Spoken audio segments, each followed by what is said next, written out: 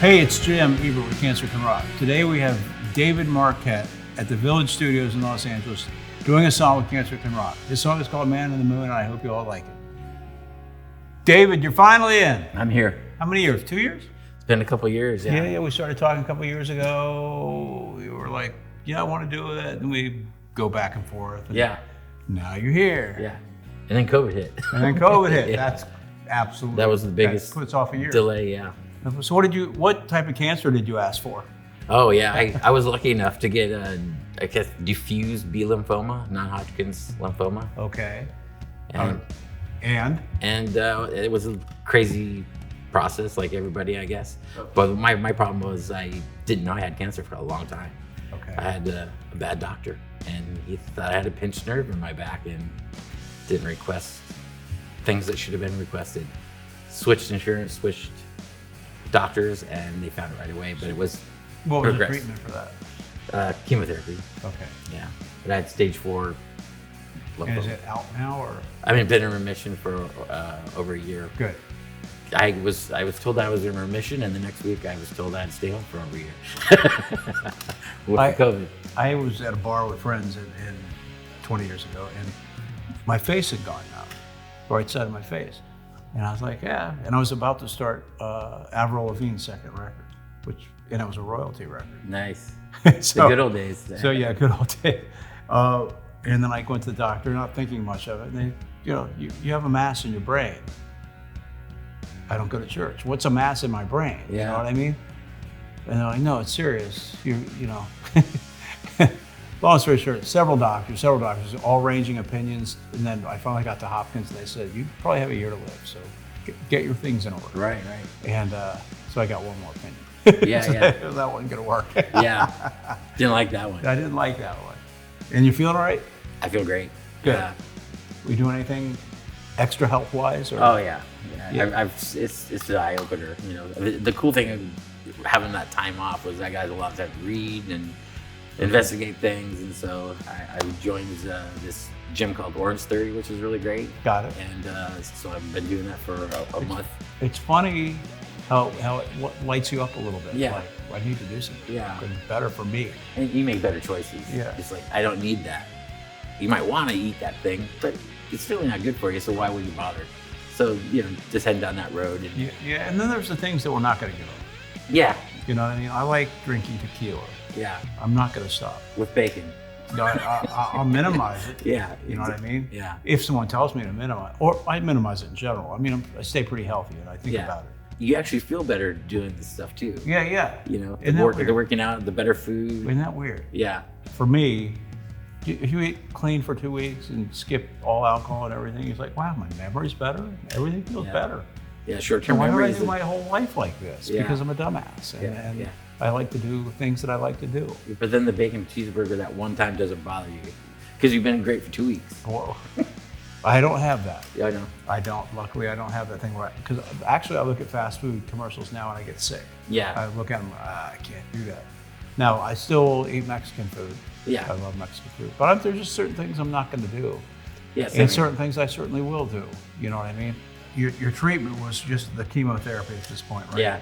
If it came back, would they do something else, or is that really the treatment? They would sort it out to see if it would still work.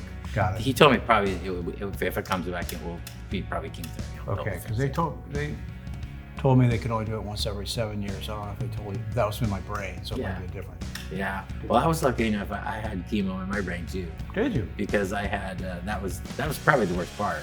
So I did a week of chemotherapy, 5 days, and then took the weekend off, and then would go back in on Monday, and they didn't know if it was in my spine. Right. So they shot chemotherapy into my spinal fluid sac.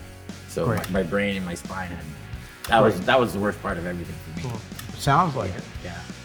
So you can relate because when you have chemo in your brain fluid, it's not fun. I had chemo light, so I'm not going to claim to be a warrior or a battler because their comment was there's only so much can get through the brain-blood barrier, so we have something that we think works pretty well.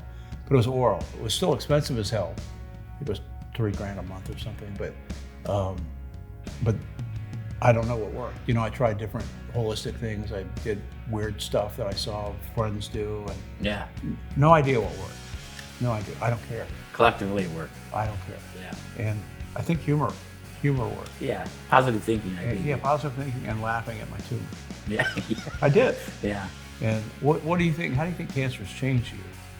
It's eye-opening of what's important in life, and the things you hear from a lot of people, eating, exercising, Right. wanting to live a healthy life, and the longer you live, it's gonna be because you're healthier.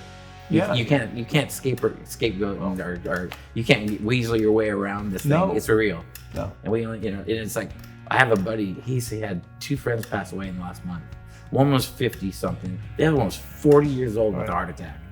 It's like, it's pretty wild. Yeah. In my personal opinion, I don't know this for a fact, I think it has a lot to do with food. Yes. I really truly do. Yeah. And that's why I don't eat red meat anymore, and I don't eat. I I don't eat fried food. I don't eat red meat. yeah.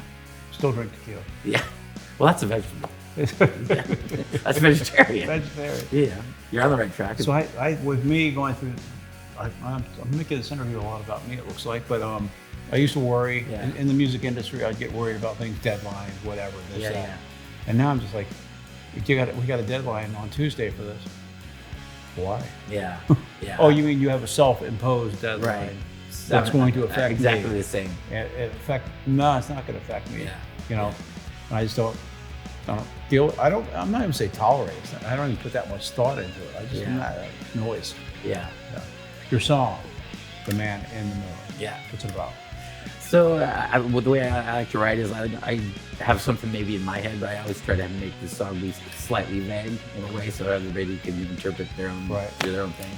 And it's really about 1800 Civil War, but also about what's happening today, and tying things together of the division between people and like the line brother fighting brother. The division among people is what's wearing me out. Yeah. I mean, between friends, between enemies. Enemies have gotten further apart. I have friends I went to high school with. They weren't even friends in high school, but as we got older, we're at least civil. Yeah. And now it's gone. Yeah. And I hate it. But I think people are fighting reality. That's another line in the song. It's like, I mean, they're not facts aren't facts anymore.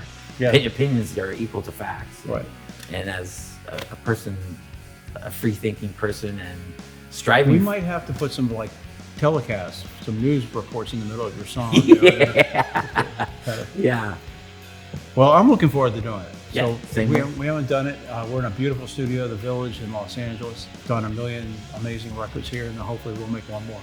There we go. All right, brother. Let's do it. it. All right, man. Thank you. Yeah.